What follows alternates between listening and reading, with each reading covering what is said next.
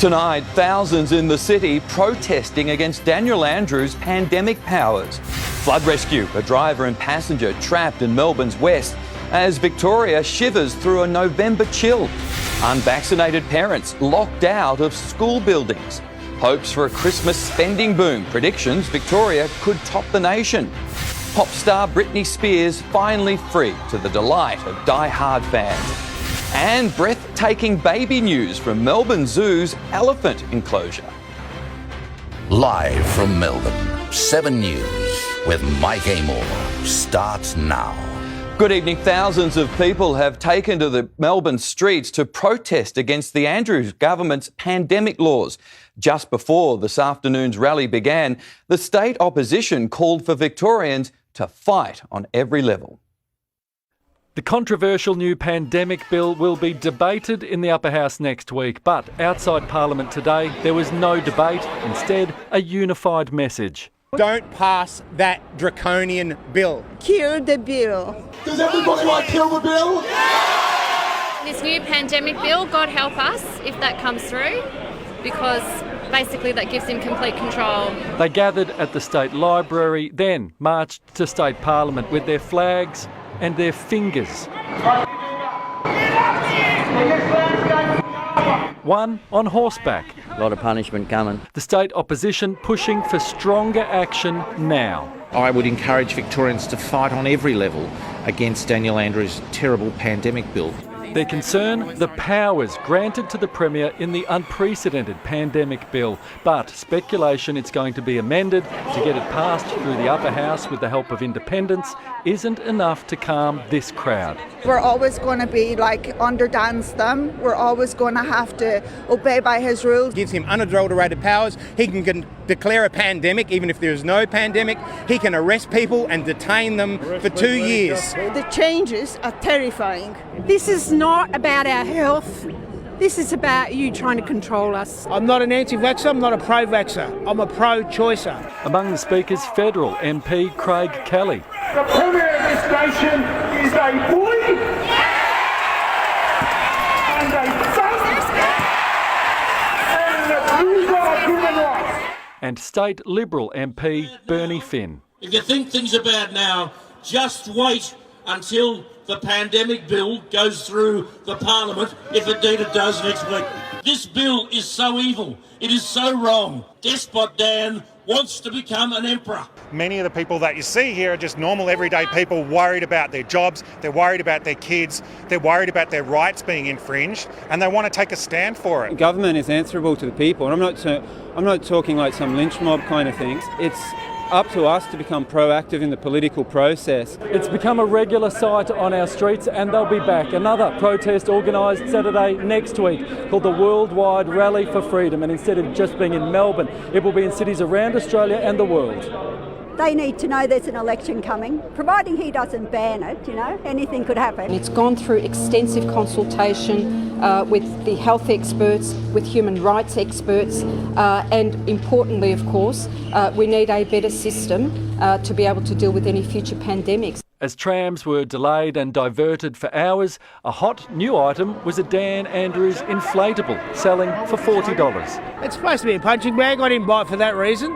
I love the slogan. Get on the beers and pull Dan's ears. But some did more than pull his ears, using their feet instead. Enough is enough. Business is already hard enough as it is without having these political rocks thrown in their road.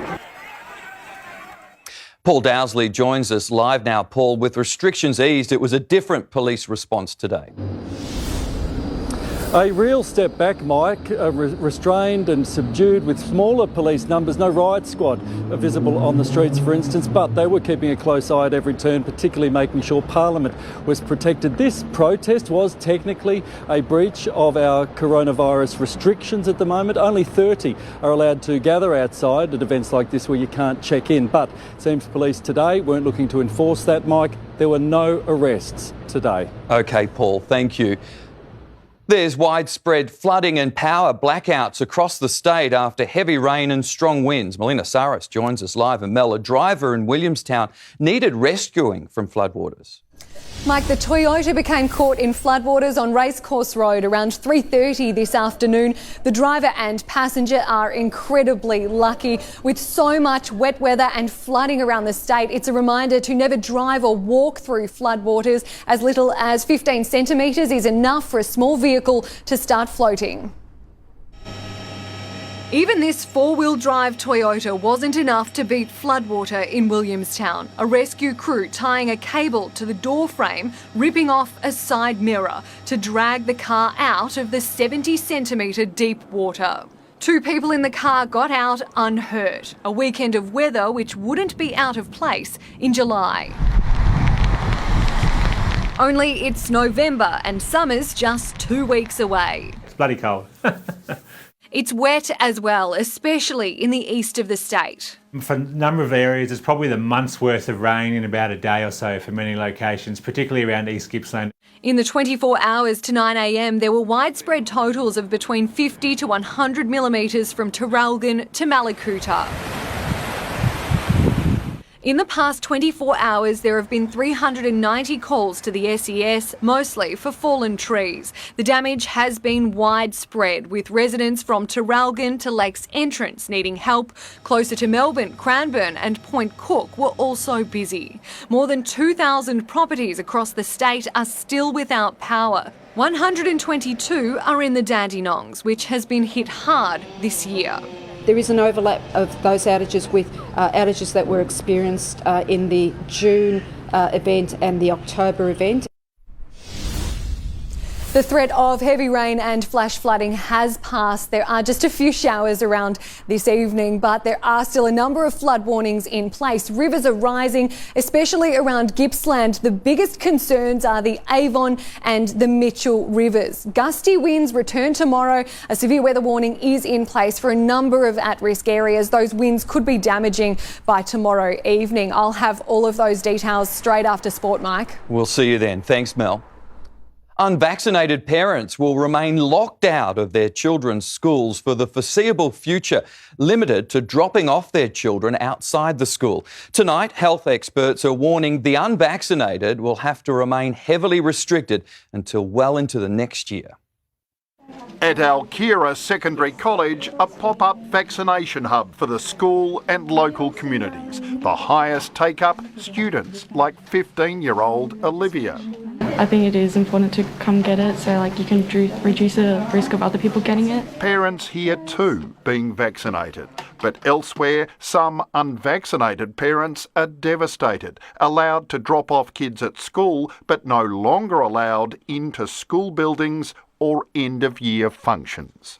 We need to acknowledge there will be disappointment, but I think we have to recognise the schools are doing their best in line with all the directions. 90% of major COVID outbreaks are now based at schools. We're talking about the safety of children, and we have to also be very mindful that the virus is very present, particularly in schools right now. But I think you make choices right now that affect that have consequences. And I think these are consequences. And Professor Baxter expects that to continue well into next year until booster shots start in the general community, primary school-aged kids are vaccinated and anti-COVID drugs are available. All these things are going to be happening within the next 12 months. So that's going to give the opportunity for mixing and mingling between vaccinated and unvaccinated people.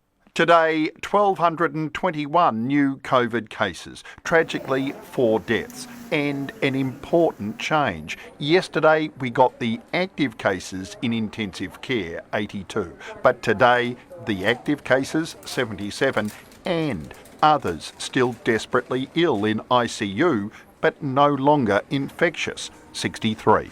When we're looking at what our hospital system can cope with, it's important that we take into account the length of time that COVID patients can be in hospital. And on average, that is a longer period than we see with other conditions. Nick McCallum, 7 News. And Victoria's on track to hit 90% of people over 12 fully vaccinated in 10 days. That will trigger more restrictions easing, including no limits on home gatherings and masks only in high-risk settings. 86.14% of eligible Victorians are now fully vaccinated and 92.16% have had at least one jab. Almost 83% of adults across the country have had 2 doses. Shops expect a stronger Christmas than last, with tens of billions of dollars about to be spent on gifts.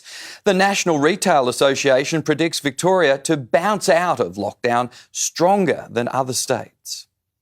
Marching towards Christmas, retailers have a spring in their step. Victoria is expected to spend 8% more this year, total $15.5 billion. Ishan, what do you want for Christmas this year? I want a toy car. Santa has a busy few weeks ahead. Merry Christmas! That's pretty extraordinary considering how long they've been in lockdown, but we know that Victorians are absolutely flocking back to the stores and there is pent-up demand. At David Jones, this is Christmas number 183. Well, we're certainly seeing a significant lift on traffic coming into stores based on last year. Chadston tells us it's the same story out there. Inside the shops and out, there's more happening. This is the Bourke Street Mall in lockdown. And today, so much more full of life. Daytime pedestrian counters here in the mall are up 54% on the 4-week average. Wilson Parking also reports a small city recovery. Online bookings up more than 50%. Tuesday, Wednesday, Thursday, the busiest, suggesting office workers are only gradually returning.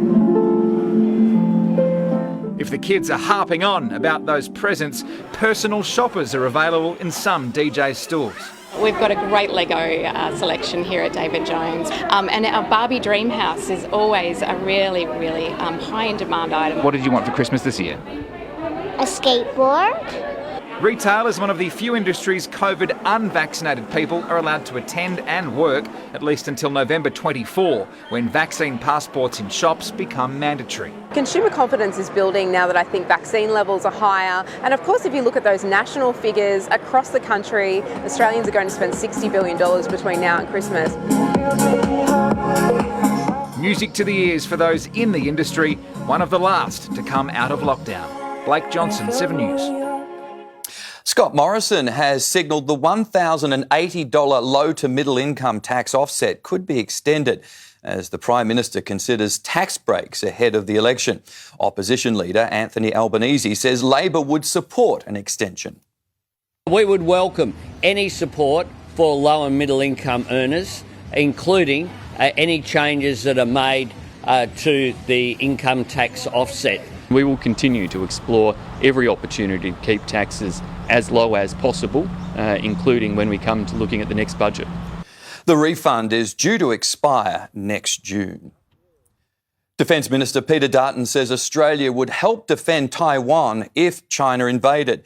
Speaking to the Australian newspaper, Mr Dutton warned Australia needed a high level of military preparedness against an assertive China. The country's president, Xi Jinping, has tightened his grip on power, with the Chinese Communist Party passing a historical resolution.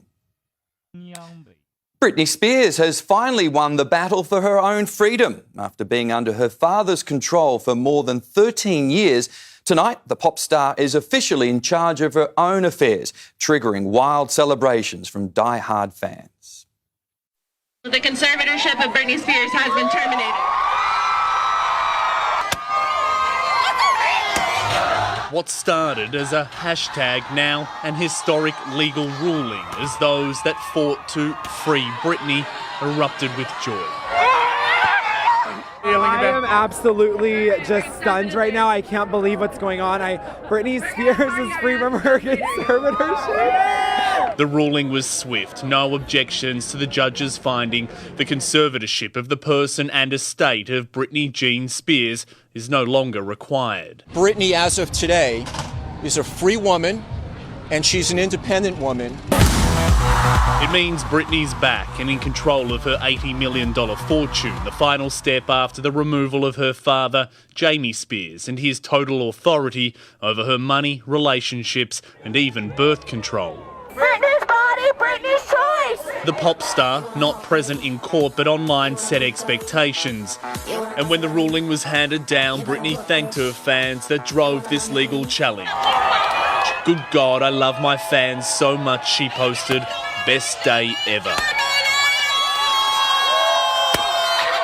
Well, derided for years as a quirky movement on the fringes of pop culture, today's victory, vindication for the Free Britney movement, the sweetest of victories for those that led this public charge. Why does it mean so much to so many people? Because it sucks to see your favorite person in the world lose all her freedom. It ends a tumultuous chapter for the pop star, put under a conservatorship in 2008 following a public breakdown. The mother of two claimed she was exploited and traumatised by her father, who could now face criminal charges. Whether the pop icon returns to the stage or opts for a quieter life for the first time in nearly 14 years, that decision is Britney's. In the United States, David Woywood, 7 News. Climate talks are in serious overtime in Glasgow as attempts to reach a deal grow increasingly desperate. Let's go to Europe Bureau Chief Hugh Whitfeld, who is in Glasgow. And Hugh, still no agreement, but it is getting close. Mike, negotiators have been working through the night here and there is a fair amount of desperation and emotion as well. In the next hour or so, we're expecting to see a third draft of an agreement with all eyes on two key aspects: how much cash rich countries will have to give to poorer nations to transition to green energy, and how firm the language is when it comes to encouraging countries, including Australia, to phase out fossil fuels and coal. Observers say Australia's negotiators have been hiding behind countries like Saudi Arabia and Russia, allowing them to take the lead, pushing back on the coal issue. It is a nail in the coffin of coal in Australia, another one, on top of all the other headwinds that Australian coal is now facing. The fact that renewables, wind and solar, are now cheaper than coal. It's probably seen more progress than any other COP I can remember. We haven't got to where we need to get, but we're laying the groundwork to enable us to get there in the near future. So there is a fair amount of optimism here, but after 2 weeks of talks, they're just hoping that they don't go too far into overtime. Mike. Hugh Whitfeld in Glasgow. Thank you. Richmond Football Club President Peggy O'Neill has been crowned Melburnian of the Year. The prominent businesswoman received the honour for her work advocating for women in leadership roles. O'Neill moved to Melbourne from West Virginia more than 3 decades ago. She's also involved in helping disadvantaged and vulnerable women gain access to safe housing. Congrats, Peggy. Peggy. We do. It's not just a T20 title on the line for the Aussies against New Zealand. Jackie Felgate, Aaron Finch can now join one of Aussie cricket's most exclusive clubs with a win over the Kiwis. Hello, Mike. Yes, that's right. Only a select few can call themselves a World Cup winning captain. Coming up shortly, Aaron Finch reveals how his side plans to take down cricket's Mr Nice Guys from across the ditch. Also, the Marcus Bontempelli clone, who has AFL clubs lining up as two best mates cross their fingers for a draft night dream come true. Max Verstappen in hot water after getting a little too close for comfort to a championship rival. And Mike, Lewis Hamilton has also been given a please explain in Brazil. I'll see you soon. OK, see you then. Thanks, Jack.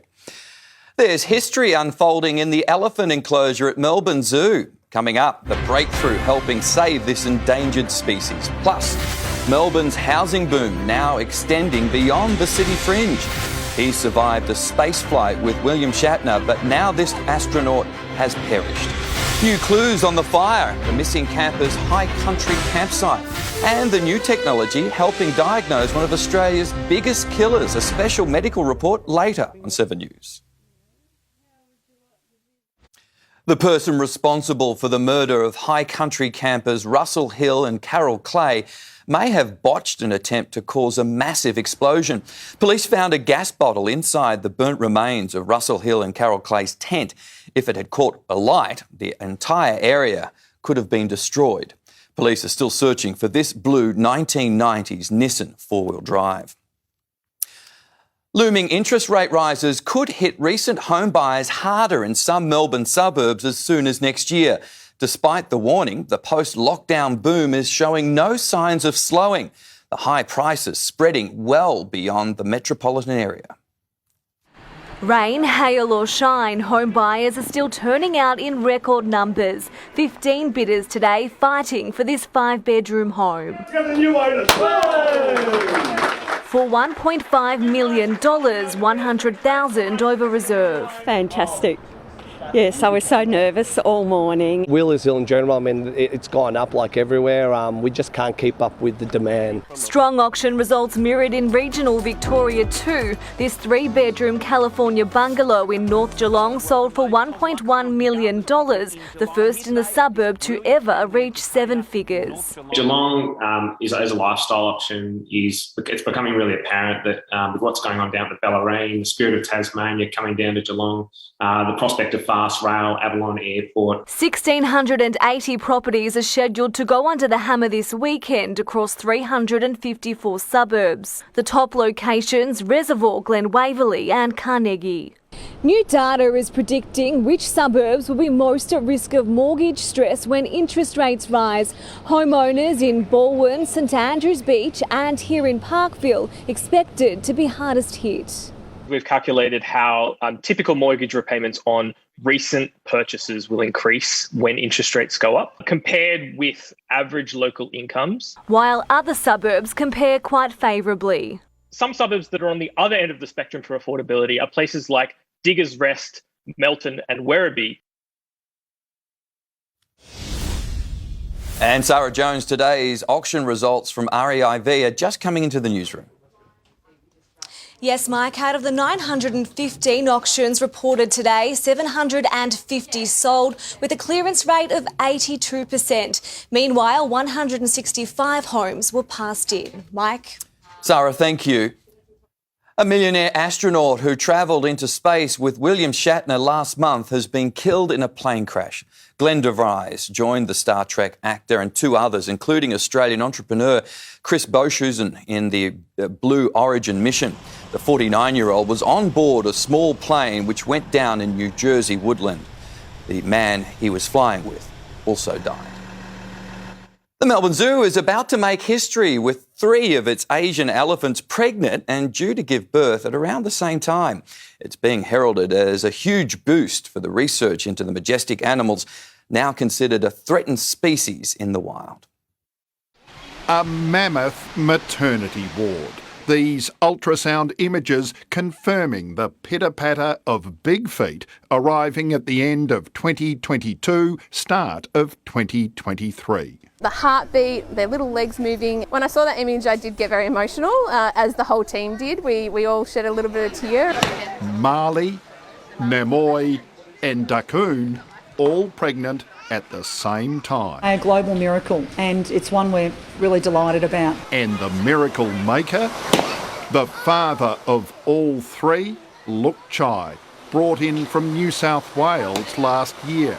We allowed our females to get to know him and build up trust and rapport before we even expected any breeding. Hello, Marley! Melbourne's Marley was the first Australian-born female. Sydney's Luk Chai, the first Australian-born male, so their calf will be our first all-Aussie elephant. The 2 of them together now producing the next generation of elephants and a sustainable elephant herd here in Australia. I think I'll probably cry when it happens because it's such a huge moment. Studying the development of the 3 calves, genders unknown until they're born, vital for the species. It's profound for science and it's profound for research in the future of elephants. Nick McCallum, 7 News. There's a new mission to stop Australian children drowning this summer. Details on super cheap swimming lessons for Victorian kids coming up next. Also, a key Donald Trump ally indicted for defying Congress. Groundbreaking technology helping diagnose one of Australia's biggest killers.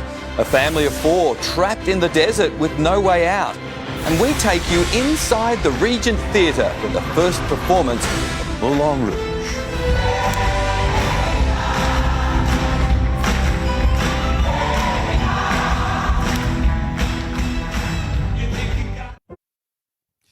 13 children drowned in Australia last year, with many of our kids missing out on water safety lessons because of lockdowns. Now, the state government is putting almost $1 million towards keeping Victorian kids' heads above water. Thumbs up from these youngsters in the Vic Swim Summer Kids program. Their parents probably did it as well. It's been around 45 years and is guaranteed for the next 2 with an extra $800,000. Why is that so important? Water play and swimming is so important for Victorian kids, but what's more important is water safety. 13 Australian children drowned last year. Even the youngest here knows the benefit of a program like this. If we start drowning, we can just swim up. Really no learn to swim programs being able to operate in 2021 due to the lockdown and closure of our industry.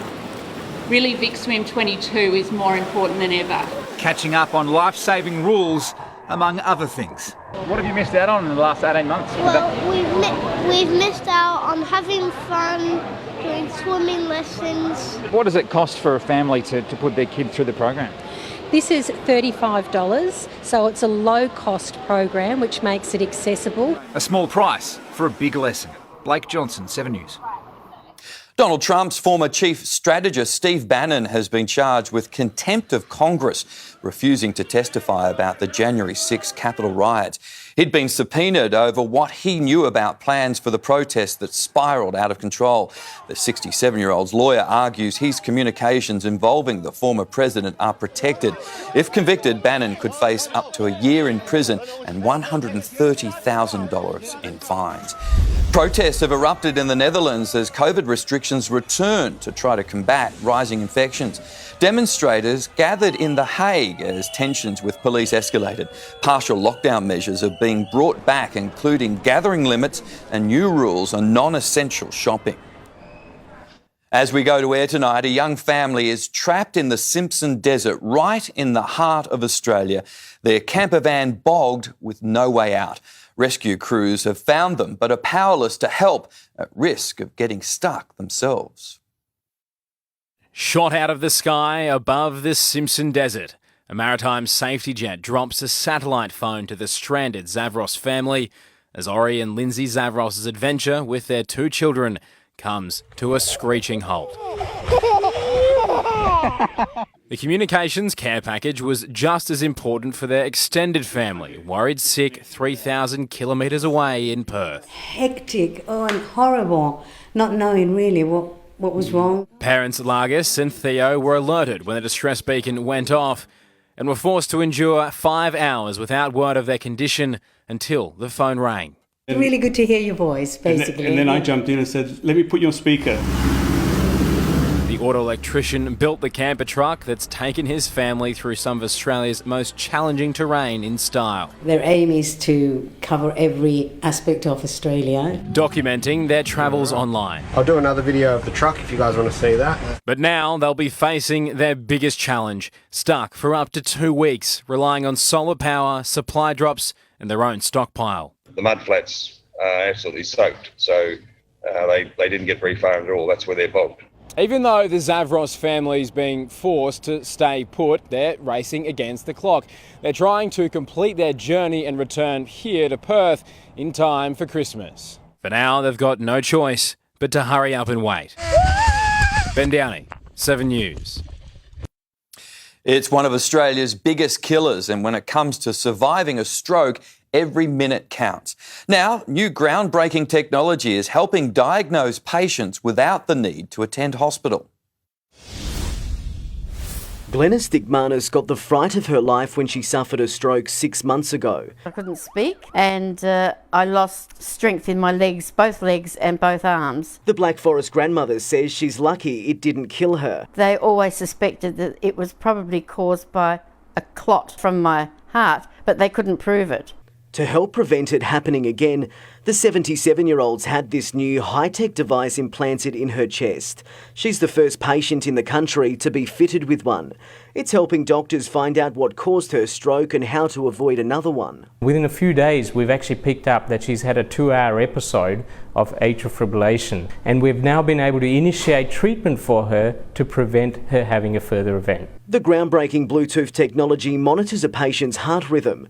The data can be viewed on a smartphone, allowing doctors to monitor it in real time. At this stage, we are doing it in hospital to implant this. It's just done under local anaesthetic, and it literally took about 30 seconds for us to implant this device, giving nervous stroke survivors like Glenys some peace of mind. I thought I might be wearing a thing for 4.5, 5 years and it not show anything, but that's not the case. It's shown it within a week. Mitchell Sariovsky, 7 News.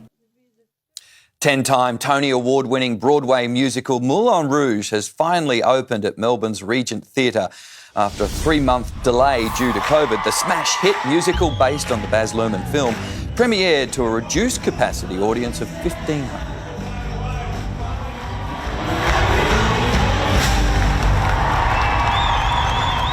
The audience was made up of theatregoers who just happened to buy tickets for that date, not knowing it would end up being the premiere. The cost of staple foods are up and there's no sign they're going back down. Details next. Also, the American military zeroes in on an Australian invention. And Burgers for a Cause, helping sick kids and their families.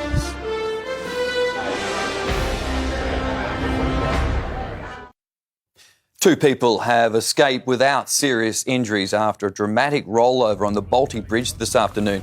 Their Land Rover was clipped by an SUV on the Tullamarine Freeway, causing it to flip several times before landing on its roof. The occupants were taken to hospital with only minor injuries. Drones are becoming one of the go-to presents for the tech-savvy, but in the wrong hands, they pose a serious threat to privacy and security. Now, an Australian company is taking its high-tech solution to the American defence industry. No longer flying under the radar. This is a drone gun invented by a Sydney startup leading the world in anti-drone wars. Our devices can detect and defeat drones. It's quite futuristic. Yes, it's a very advanced technology. Capturing the interest of the US defence industry, signing a lucrative contract with the Department of Homeland Security. We have a lot of momentum in the US, which is really exciting for us. The technology stopping a new age threat, drones being used as weapons. The future of warfare is going to be dominated by drones. They can actually replace bombers in a sense. This is Mosul in 2016. Drones rigged with explosives fly over Kurdish troops. London's Gatwick Airport was shut down in 2018 after drones were spotted over the runway. He's coming over your head. Closer to home, they've been used to deliver drugs to our prisons. Now there's a solution. This kind of technology has been used right across the world at high-profile events, including here in Australia at the Commonwealth Games, protecting not only the general public, but prime ministers and presidents. Georgia Holland, 7 News. Australia's pandemic panic buying is having a lasting impact on the cost of food. The Institute for Health Transformation has found some dried pasta varieties are now costing more than 15% more. Fresh fruit prices are up 7%. Oils have jumped 4%. Long life milk is costing 3% more. And fresh milk and eggs are up 2%. Celebrities and sports stars are helping mark 30 years of McHappy Day. The annual fundraiser helps keep the families of seriously sick kids together while they receive critical medical care.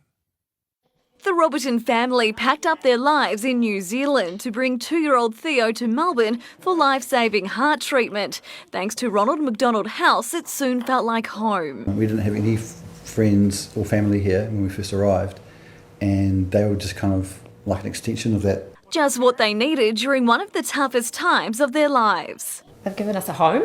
We arrived and they basically welcomed us in and they helped us get set up and have a family together, which was incredible. We're so thankful for that. Today is the charity's biggest fundraiser, Famous Faces helping celebrate McHappy Day. Great fun.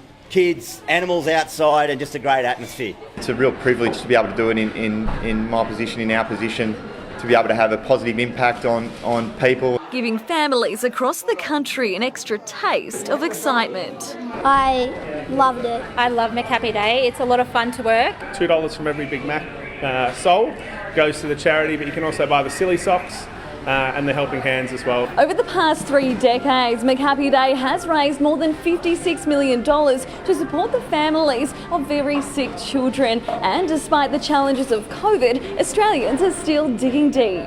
No matter what the donation, large or small, it goes directly to those families, really at their hardest times when they need it most. Happy McHappy Day! Ashley Kanowski, 7 News.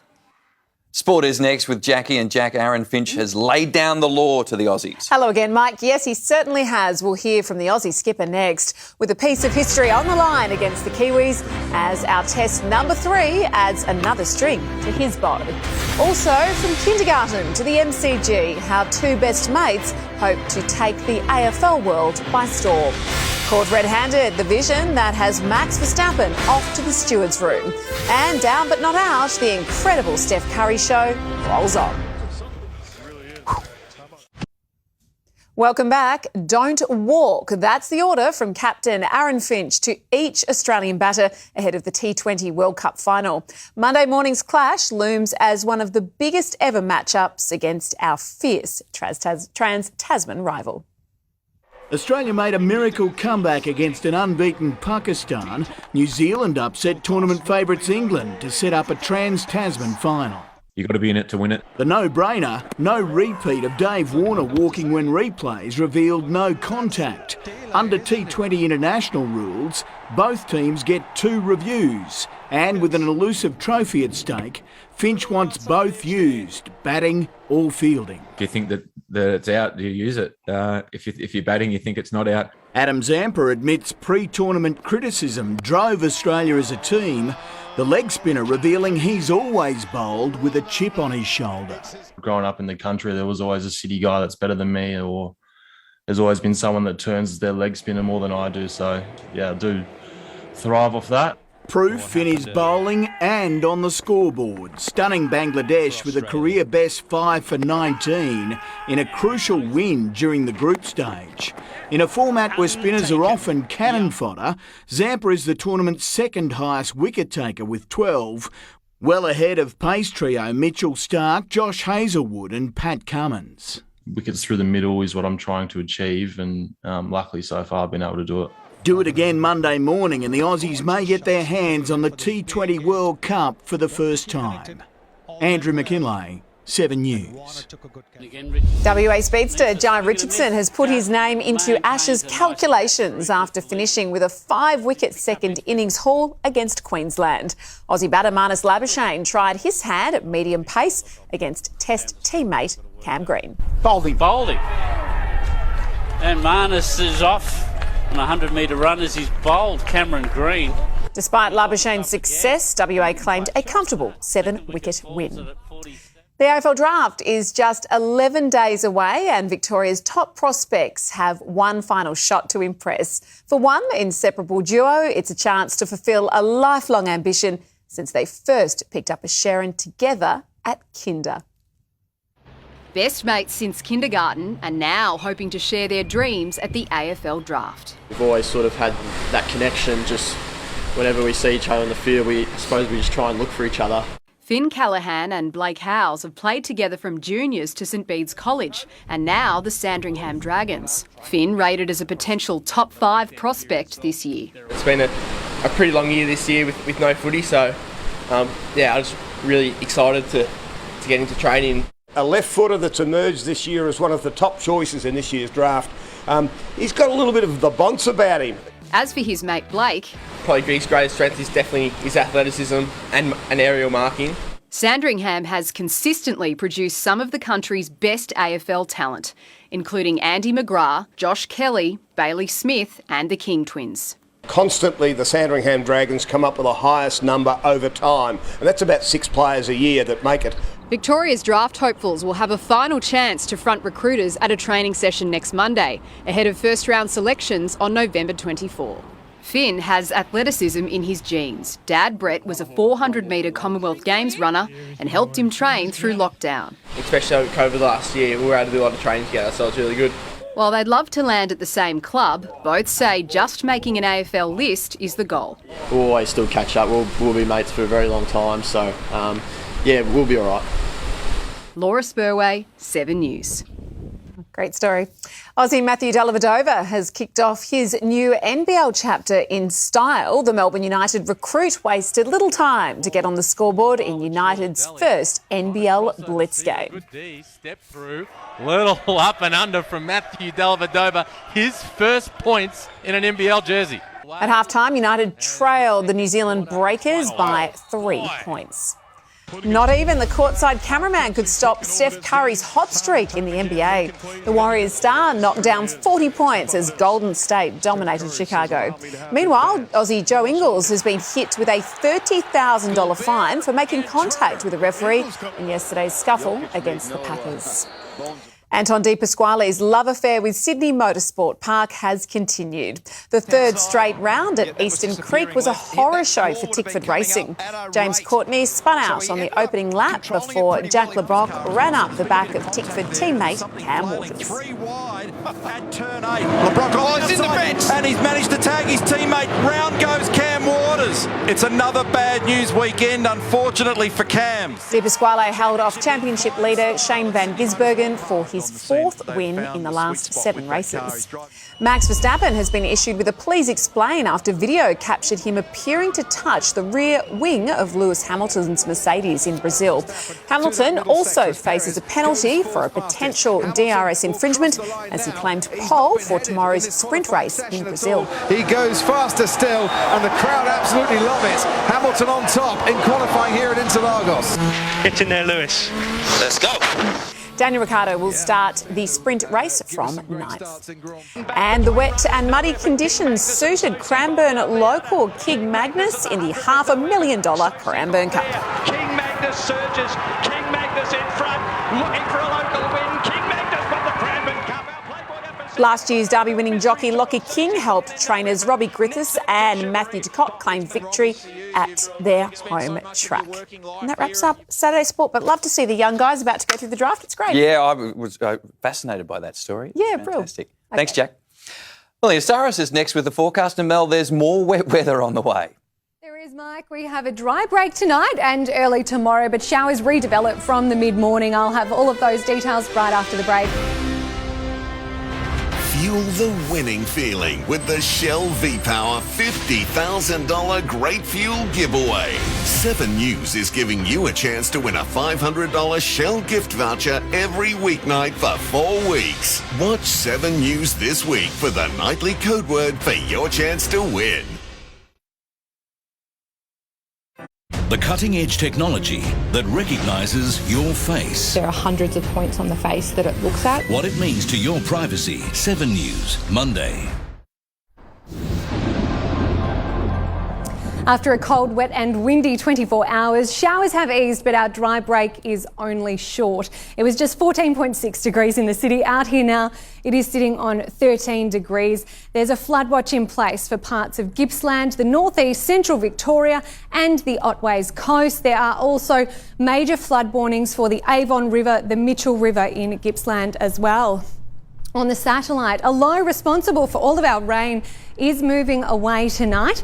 A strong cold front will reach the southwest early tomorrow, sweeping across the state during the day. That front will keep our temperatures down over the next couple of days. It could deliver snow as low as 1,000 metres tomorrow, down to 900 metres on Monday.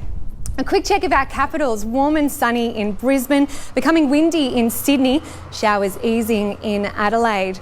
Back to Victoria, showers begin in the southwest, increasing and spreading statewide by the late morning. We could see storms, small hail and even snow on the hills. It'll be cold and mostly cloudy. Moderate to fresh west to northwesterly winds will shift westerly, becoming strong and gusty in the south later tomorrow. There is a severe weather warning in place for damaging winds in these yellow areas on Sunday evening.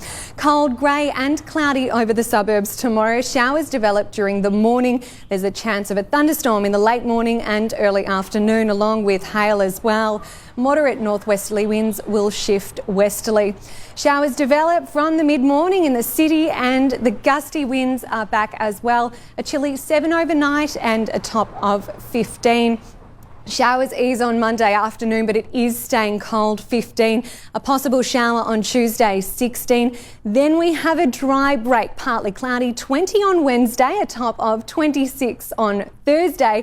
But we could get some more wet weather at the end of the week and into the weekend. But it is dry to start tomorrow before showers redevelop by mid-morning and the blustery winds return at night. A chilly top of 15 degrees, Mike.